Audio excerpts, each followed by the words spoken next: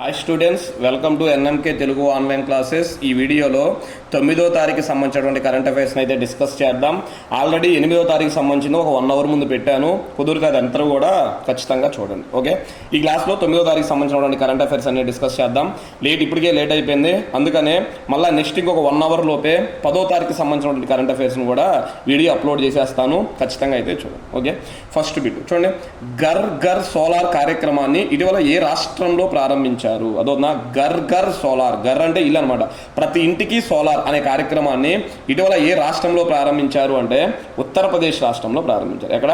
ఉత్తరప్రదేశ్ అన్నమాట.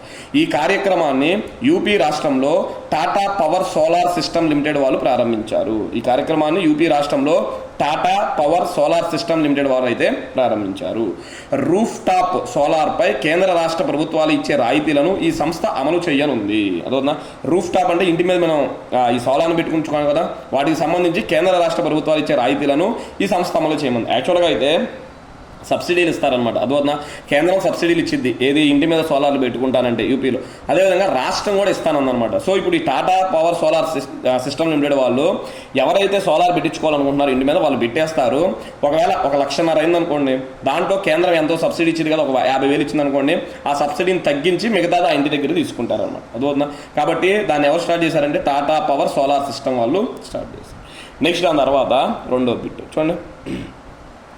శ్రీలంక క్రికెట్ జట్ తాత్కాలిక చీఫ్ కోచ్గా ఎవరు నియమితులయ్యారు? శ్రీలంక క్రికెట్ జట్ అనేది ఇటీవల కాలంలో చాలా వెనకబడిపోయింది అనమాట, అందుకని దానికి ప్రస్తుతానికి తాత్కాలిక చీఫ్ కోచ్గా వచ్చారు. ఎందుకంటే కొద్ది రోజుల్లో మనకి ఇండియాకి శ్రీలంకకి మ్యాచ్లు జరుగుతున్నాయి, మరి కోచ్ లేకుండా ఎలా, అందుకని తాత్కాలిక కోచ్ని తీసుకొచ్చారు. ఆయన పేరేం పేరు అంటే సనత్ జయసూర్య అంటారు, సనత్ జయసూర్య అనే పేరుతో అయితే పిలుస్తారు. నెక్స్ట్ దాని తర్వాత జనరేటివ్ ఏఐ అంటారు అనమాట. చూడండి, జనరేటివ్ ఏఐ అంటారు. జనరేటివ్ ఏ అంటే ఏఐ అంటే ఆర్టిఫిషియల్ ఇంటెలిజెన్స్ అంటారు. జనరేటివ్ ఏఐ ఆవిష్కరణలో ఏ దేశం ముందుంది? అదోనా జనరేటివ్ ఏఐ, దాన్నే సింపుల్గా జెన్ ఏఐ అంటారు. ఆవిష్కరణలో ఏ దేశం ముందుంది అంటే చైనా అనమాట. అదోనా ఈ ఆర్టిఫిషియల్ ఇంటెలిజెన్స్లో చైనా దేశం అనేది చాలా ముందు అడ్వాన్స్డ్గా అయితే ఉంది. మరి ఫస్ట్ ప్లేస్లో చైనా, సెకండ్ ప్లేస్లో అమెరికా, మూడో ప్లేస్లో రిపబ్లిక్ ఆఫ్ కొరియా, 4వ ప్లేస్లో జపాన్, 5వ ప్లేస్లో అయితే ఇండియా ఉందండి. 5వ ప్లేస్లో ఏముంది? ఇండియా అయితే ఉంది. దేంట్లో? Generative AI ఆవిష్కరణలో. నెక్స్ట్ తర్వాత 4, ఏ దేశంలో హంగ్ ప్రభుత్వం ఏర్పాటైంది? ఇంపార్టెంట్ అనమాట. ఏ దేశంలో హంగ్ ప్రభుత్వం ఏర్పాటైంది అంటే ఫ్రాన్స్ దేశంలో హంగ్ ప్రభుత్వం ఏర్పడింది. ఇక్కడ హంగ్ అంటే అర్థం ఏంటి అంటే ఏ పార్టీకి కూడా సరైన మెజారిటీ రాకపోతే అక్కడ హంగ్ ఏర్పడిందని అర్థం అనమాట. అదొద్దా ఫర్ ఎగ్జాంపుల్ మన రాష్ట్రంలో కానీ మన దేశంలో కానీ ఏ పార్టీకి గవర్నమెంట్ను ఫామ్ చేయాల్సినటువంటి సీట్ల సంఖ్య, దాన్నే మ్యాజిక్ ఫిగర్ అంటారు అనమాట. ఆ మ్యాజిక్ ఫిగర్ నెంబర్ రాలేదనుకోండి, ఖచ్చితంగా అక్కడ ఏర్పడినట్టు హంగ్ అనేది ఏర్పడింది. కాబట్టి ఏ దేశంలో హంగ్ ఏర్పడిందంటే ఫ్రాన్స్ అన్నమాట. ఫ్రాన్స్ దేశంలో ప్రభుత్వాన్ని ఏర్పాటు చేయడానికి అవసరమైన 289 సీట్ల ఆధిక్యాన్ని ఏ పార్టీ సాధించలేకపోయింది? ఫ్రాన్స్ దేశంలో గవర్నమెంట్ను స్థాపించాలంటే ఎన్ని సీట్లు రావాలంట? 289 సీట్లు రావాలంట. ఈ ఆధిపత్యాన్ని ఏ పార్టీ కూడా ఆధిక్యాన్ని ఏ పార్టీ కూడా అంటే ఏ పార్టీకి 289 సీట్లు అయితే రాలేదని. అసలు ఫ్రాన్స్ దేశంలో మొత్తం ఎన్ని సీట్లు ఉన్నాయంటే 577 సీట్లు ఉన్నాయి. ఎన్ని సీట్లు? 577 సీట్లు ఉంటే ఏ పార్టీకి కూడా 289 రాదు. అదేవిధంగా వామపక్షాల కూటమికి 180 స్థానాలు, మెక్రాన్ కూటమికి 160 స్థానాలు, అతివాదులు మితవాదులాగా అతి మితవాద కూటమికి 140 స్థానాలు రావడంతో హంగ్ ఏర్పడింది. చూడండి, 3 పార్టీలు ఉండడం వల్ల హంగ్ ఏర్పడింది. 289 సీట్లు రావాలి, కానీ 180, 160, 140 స్థానాల్లో అయిపోయింది. దీనితో ప్రధాని పదవికి రాజీనామా చేస్తున్నట్లు గాబ్రియల్ అట్టల్ ప్రకటించారు. మొన్నటిదాకా ఫ్రాన్స్ ప్రధాని ఎవరు అంటే గాబ్రియల్ అట్టల్. ఆయన ఏం చేశారు అంటే రాజీనామా చేశారు. అయితే ఫ్రాన్స్ అధ్యక్షుడు ఒలింపిక్స్ ముగిసేంత వరకు గాబ్రియల్ అట్టల్ని ప్రధానిగా కొనసాగాలని ఆహ్వానించారు. అదొద్దా ఎందుకంటే మనకి రేపు జూలై 26వ తారీఖు నుంచి ప్యారిస్లో ఒలింపిక్స్ స్టార్ట్ అవుతున్నాయి అనమాట. మరి ఒలింపిక్స్కు వాళ్ళ దేశ ప్రధాని లేకపోతే ఎలా? ప్రధాని లేకుండా ఒలింపిక్స్ తిరుగుతారా? అందుకని ఒలింపిక్స్ ముగిసేంత వరకు కూడా గాబ్రియల్ అట్టల్ని ప్రధానిగా కొనసాగాలని ఆహ్వానించారు. ఫ్రాన్స్ దేశంలో హంగు ఏర్పడడం ఇదే తొలిసారి. చూడండి, ఫ్రాన్స్ దేశంలో హంగు ఏర్పడడం అంట ఇదే మొట్టమొదటిసారి అని చెప్తున్నాను. ఓకే, నెక్స్ట్ దాని తర్వాత 5, బెస్ట్ అగ్రికల్చర్ స్టేట్ అవార్డును ఏ రాష్ట్రం గెలుచుకుంది? బెస్ట్ అగ్రికల్చర్ స్టేట్ అవార్డును ఏ రాష్ట్రం గెలుచుకుంది అంటే మహారాష్ట్ర గెలుచుకుంది. ఏ రాష్ట్రం? మహారాష్ట్ర. 15వ అగ్రికల్చర్ లీడర్షిప్ అవార్డ్స్ కమిటీ 2024 సంవత్సరానికి గాను మహారాష్ట్రను ఉత్తమ వ్యవసాయ రాష్ట్రంగా ప్రకటించింది. అదోనా 15వ అగ్రికల్చర్ లీడర్షిప్ అవార్డ్స్ కమిటీ అంట. అదోనా 2024 సంవత్సరానికి గాను మహారాష్ట్రను ఉత్తమ వ్యవసాయ రాష్ట్రంగా అయితే ప్రకటించింది. జూలై 10న న్యూఢిల్లీలో జరిగే కార్యక్రమంలో మహారాష్ట్ర ముఖ్యమంత్రి ఏక్నాథ్ షిండే ఈ అవార్డును అందుకున్నారు. అదోనా అందుకోనున్నారు, అందేసుకున్నారు కూడా ఇప్పుడు. ఓకే, జూలై 10న న్యూఢిల్లీలో జరిగే కార్యక్రమంలో అయితే అందుకున్నారు. నెక్స్ట్ దాని తర్వాత చూడండి మనకి 6వది అనమాట. అదోనా అమెరికాస్ గాట్ టాలెంట్ షో అనమాట. అమెరికాస్ గాట్ టాలెంట్ షో అంటారు లో విజయం సాధించి గోల్డెన్ బజర్ అనమాట. ఏంటిది గోల్డెన్ బజర్ అవార్డు అందుకున్న భారత సంతతి బాలిక ఎవరు? చూడండి, అమెరికాలో ఈ టాలెంట్ షో నిర్వహిస్తారనమాట. దాంట్లో భాగంగా అమెరికాస్ గాట్ టాలెంట్ షోలో విజయం సాధించి గోల్డెన్ బజర్ అవార్డును అందుకున్న భారత సంతతి బహిర. అంటే ఏం లేదు, ఇక్కడ ఫస్ట్ వచ్చిన వాళ్ళకి గోల్డెన్ బజర్ అని, సిల్వర్ బజర్ అని, బ్రాంజ్ బజర్ అని ఇస్తారు. అలా గోల్డెన్ బజర్ అంటే ఫస్ట్ వచ్చింది కాబట్టి గోల్డెన్ బజర్ ఇచ్చారు. అదే ఈ అవార్డు అందుకున్న భారత సంతతి బాలిక ఎవరు అంటే ఆమె పేరు ప్రనిష్కా మిశ్రా అంటారు. చూడండి, ప్రనిష్కా మిశ్రా అనే పేరుతో అయితే పిలుస్తారు. ఓకే, ప్రతి సంవత్సరం జరిగింది. అయితే మన ఇండియా గెలిచింది కాబట్టి, మన భారత సంతతికి సంబంధించిన అమ్మాయి గెలిచింది కాబట్టి మనకి ఇంపార్టెంట్ పెట్టాము. ఓకే, నెక్స్ట్ దాని తర్వాత ఆర్డర్ ఆఫ్ సెయింట్. చూడండి ఇక్కడ order of saint Andrew the apostle the first కాల్ను అంటారు అనమాట. అదవుతుందా, మొత్తం ఇది అవార్డు పేరు అనమాట. ఇది పురస్కారం అనమాట, ఒక దేశం యొక్క అత్యున్నత పురస్కారం. చూడండి, order of saint Andrew the apostle the first కాల్ను అనేది ఏ దేశ అత్యున్నత పురస్కారం? అదవుతుందా, ఏ దేశ అత్యున్నత పురస్కారం అంటే రష్యా దేశ అత్యున్నత పురస్కారం. గుర్తుపెట్టుకోండి, రష్యా దేశానికి సంబంధించింది. అత్యున్నత సేవ, అవుట్ స్టాండింగ్ సర్వీసెస్ కోసం రష్యా యొక్క ఈ అత్యున్నత పౌర గౌరవాన్ని ప్రధాని మోడీ అందుకున్నారు. Very very important. ఈ అవార్డు ఎవరికి వచ్చింది? ప్రధాని మోడీ గారికి వచ్చింది. యాక్చువల్గా ప్రధాని మోడీ గారికి 2019లోనే ఈ అవార్డును ప్రకటించారు. తర్వాత కరోనాల కారణంగా ఇంతవరకు కూడా వెళ్ళకపోవడం అయితే జరిగింది. సో ఇప్పుడు రష్యా పర్యటన చేశారు. ఆ పర్యటనలో భాగంగా ఆయనకి ఇచ్చారనమాట. కాబట్టి భారతదేశం నుంచి చూడండి, ఫస్ట్ పర్సన్ ఇన్ ఇండియా, భారతదేశం నుంచి ఈ అవార్డు అందుకున్న మొట్టమొదటి వ్యక్తి ఎవరు అంటే నరేంద్ర మోడీ గారు. గుర్తుపెట్టుకోండి. నెక్స్ట్ దాని తర్వాత 8 అనమాట. ఏంటిది 8వ బిట్. ఒలింపిక్స్లో మహిళల తరపున పతాకధారిగా ఎవరు వ్యవహరించనున్నారు? ఒలింపిక్స్లో మహిళల తరపున పతాకధారిగా ఎవరు వ్యవహరించనున్నారు అంటే పివి సింధు. పతాకధారి అంటే ఇక్కడ అర్థం ఏంటి అంటే, ఒలింపిక్స్ స్టార్టింగ్లో ఏం చేస్తారంటే ప్రతి దేశం నుంచి వాళ్ళ జెండాను పట్టుకొని మహిళలందరూ ఒకవైపు, పురుషులందరూ ఒకవైపు నడుస్తారు. అదవుతుందా, అలా భారతదేశం నుంచి మహిళల వైపు ఎవరు నిలబడుతున్నారు అంటే పతాకధారిగా, అంటే భారతదేశ పతాకాన్ని పట్టుకొని ఎవరు నడుస్తున్నారు అంటే పివి సింధు గారు నడుస్తున్నారు.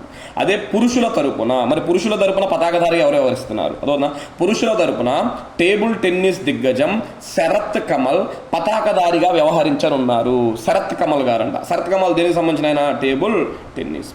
హైదరాబాదీ మాజీ షూటర్. చూడండి, హైదరాబాదీ మాజీ షూటర్ గగన్ నారంగ్ అనమాట. ఆయన పేరు ఏం పేరు? గగన్ నారంగ్. ప్యారిస్ క్రీడల్లో భారత బృందానికి చెఫ్ డి మిషన్గా వ్యవహరించున్నారు. ఇంపార్టెంట్ అన్నమాట. చెఫ్ డి మిషన్ అంటే వాళ్ళ గురించి మొత్తం కూడా వాళ్ళకి కావాల్సిన సౌకర్యాలన్నీ దగ్గరుండి అందజేయడం అనమాట. అదోనా, ఎవరికి? ప్యారిస్ ఒలింపిక్స్లో పాల్గొంటారు కదా మన భారతీయులు, వాళ్ళకి చెఫ్ డి మిషన్గా ఎవరు వ్యవహరించనున్నారు అంటే గగన్ నారంగ్ గారు వ్యవహరించున్నారు. చెఫ్ డి మిషన్కి ముందుగా మేరీ కోమ్ ఎన్నికైనప్పటికీ వ్యక్తిగత కారణాలతో ఆమె తప్పుకుంది. యాక్చువల్గా చెఫ్ డి మిషన్ ఎవరు వెళ్ళాలి అంటే మేరీ కోమ్ గారు వెళ్ళాలి. అదోనా, కానీ వ్యక్తిగత కారణాలతో ఆమె ఏమైందంట? తప్పుకోవడం అయితే జరిగింది. గుర్తుపెట్టుకో. ఓకే, నెక్స్ట్ దాని తర్వాత 9. గ్లోబల్ చెస్ లీగ్లో అరంగేట్రం చేయనున్న అమెరికన్ గ్యాంబిట్స్. చూడండి, దాని పేరు గ్లోబల్ చెస్ లీగ్లో అరంగేట్రం చేయనున్న అమెరికన్ గ్యాంబిట్స్ జట్టును ఎవరు కొనుగోలు చేశారు? అదొన్నా, ఎవరు కొనుగోలు? ఇప్పుడు మనకు ఐపీఎల్ జరిగింది కదా, ఇండియన్ ప్రీమియర్ లీగ్ లాగా ఇది కూడా అనమాట గ్లోబల్ చెస్ లీగ్ అంటారు. అదేవిధంగా బంగ్లాదేశ్లో చూస్తే బీపీఎల్ అంటారు, బంగ్లాదేశ్ ప్రీమియర్ లీగ్ అంటారు. పాకిస్తాన్లో కూడా జరిగింది, పాకిస్తాన్ ప్రీమియర్ లీగ్ అంటారు. అలా క్రికెట్లో లాగా చెస్లో కూడా అనమాట గ్లోబల్ చెస్ లీగ్లో అరంగేట్రం చేయనున్న అమెరికన్ గ్యాంబిట్స్ జట్టును ఎవరు కొనుగోలు చేశారు? మనకి ఐపీఎల్ ఎలా ఉండే జట్లు, హైదరాబాద్ జట్టు, బెంగళూరు ఇట్లా ఉంటాయి కదా, అలా అమెరికన్ గ్యాంబిట్స్ అనేది ఒక జట్టు. దీన్ని ఎవరు కొనుగోలు చేశారు అంటే రవిచంద్రన్ అశ్విన్ అనమాట. భారత ఇండియన్ క్రికెట్ స్పిన్ బౌలర్ అయినటువంటి రవిచంద్రన్ అశ్విన్ గారు ఎక్కువ పెట్టుబడి పెట్టడం అయితే జరిగింది. సరే చూడండి, Tech Mahindra international chess federation, అదవుతుందా, Tech Mahindra international chess federation సంయుక్తంగా గ్లోబల్ చెస్ లీగ్ను 2023లో ప్రారంభించారు. లాస్ట్ ఇయర్ ప్రారంభించారు. మొదటి సీజన్ జరిగింది. ఈ ఏడాది 2వ సీజన్ జరగబోతుంది అనమాట. Tech Mahindra international, tech Mahindra వాళ్ళు ఇంటర్నేషనల్ చెస్ ఫౌండేషన్ వాళ్ళు కలిపి అనమాట. చూడండి, ప్రచురా పీపీ అనమాట. ఎవరు? ప్రచురా పీపీ, వ్యక్తి పేరు ప్రచురా పీపీ, వెంకట్ అశ్విన్, ముగ్గురు అనమాట. ఏం పేరు? ప్రచురా, వెంకట్, అశ్విని. వీళ్ళు ముగ్గురు కూడా ఉమ్మడిగా అమెరికన్ గ్యాంబిట్స్ జట్టును కొన్నారు. వీళ్ళ ముగ్గురు కలిసి ఆ జట్టును కొన్నారు. అయితే ఈ ముగ్గురులో కూడా ఎక్కువ పెట్టుబడి పెట్టింది ఎవరంటే మాత్రం రవిచంద్రన్ అశ్వినే పెట్టాడు. గుర్తుపెట్టుకో. ఓకే, నెక్స్ట్ దాని తర్వాత తీసుకున్నట్లయితే 10. చూడండి, ఖరీఫ్ సాగు విస్తీర్ణం గత ఏడాది కంటే ఈ ఏడాది ఎంత శాతం పెరిగినట్లు కేంద్ర వ్యవసాయ శాఖ ప్రకటించింది. ఖరీఫ్ సాగు విస్తీర్ణం అంట గత ఏడాది కంటే ఈ ఏడాది ఎంత శాతం పెరిగినట్లు కేంద్ర వ్యవసాయ శాఖ ప్రకటించింది అంటే 14.10% పెరిగిందంట. 14.10% పెరిగింది. గత ఏడాది 331.90 లక్షల హెక్టార్లో పంటలు సాగు కాగా ఈసారి అది 378.72 లక్షల హెక్టార్లకు పెరిగినట్టు తెలిపింది. చూడండి, సింపుల్గా లాస్ట్ ఇయర్ 331 లక్షల హెక్టార్లు అంటే ఈసారి 378 అంట. అంటే ఏమైంది, పెరిగింది. ఎంత శాతం పెరిగిందంట? 14% అయితే పెరిగింది. నెక్స్ట్ దాని తర్వాత ఫ్రాన్స్ అత్యున్నత పురస్కారం షెవిలియర్ డా, చూడండి, chevalier de la legion the honour అంటారు అనమాట. అదొక chevalier de la legion de honour అనే పేరుతో పిలుస్తారు. ఈ పురస్కారాన్ని ఎవరికి లభించింది? ఈ పౌర పురస్కారం ఎవరికి లభించింది అంటే ఆమె పేరు రోష్ని నాడర్ మల్హోత్రా అంటారు. చూడండి, రోష్ని నాడర్ మల్హోత్రా. అసలు ఎవరు ఈ రోష్ని నాడర్ మల్హోత్రా అంటే HCL టెక్నాలజీస్ చైర్పర్సన్ అనమాట. అదొక మనకి HCL సంస్థ ఉంది కదా, HCL టెక్నాలజీస్ ఉంది కదా, దాని చైర్పర్సన్ అయినటువంటి రోష్ని నాడర్ మల్హోత్రాకు ఫ్రాన్స్ అత్యున్నత పురస్కారమైనటువంటి ఇది లభించడం అయితే జరిగింది, గుర్తుపెట్టుకోండి. ఓకే, నెక్స్ట్ దాని తర్వాత వచ్చేటప్పటికి చూడండి 12 తెలంగాణ రాష్ట్ర ప్రభుత్వ సలహాదారులుగా ఎవరు నియమితులయ్యారు? తెలంగాణ రాష్ట్ర ప్రభుత్వ సలహాదారులుగా ఎవరు నియమితులయ్యారు అంటే KS శ్రీనివాసరాజు అంటారు. KS శ్రీనివాసరాజు తెలంగాణ రాష్ట్ర ప్రభుత్వ సలహాదారులుగా అయితే నియమితులయ్యారు. నెక్స్ట్, మహాభారతాన్ని ఇటీవల ఏ గిరిజన భాషలోకి అనువదించారు? మహాభారతాన్ని ఇటీవల ఏ గిరిజన భాషలోకి అనువదించారు అంటే గోండు భాష అంటారు. ఏంటిది? గోండు భాష అనమాట. గిరిజనులకు మహాభారతాన్ని చేరువ చేయడానికి తెలంగాణ ఉపాధ్యాయుడు తోడసం కైలాస్, ఆయన పేరు అనమాట ఇది, తోడసం కైలాస్ గోండు భాషలోకి మహాభారతాన్ని అనువాదించాడు. తెలంగాణలో ఉపాధ్యాయుడు అంట గిరిజనులకి మహాభారతాన్ని అందించాలి అని చెప్పి ఏం చేశాడు, దాన్ని గోండు భాషలోకి తొడసం కైలాస్ కైలాస్ అనే వ్యక్తి అనువాదించడం అయితే జరిగింది. ఓకే, ఇవి స్టూడెంట్స్ మనకి 9వ తారీఖుకి సంబంధించినటువంటి కరెంట్ అఫైర్స్. ఓకే, నెక్స్ట్ 10వ తారీఖు సంబంధించినటువంటి కరెంట్ అఫైర్స్ కూడా అయిపోయింది.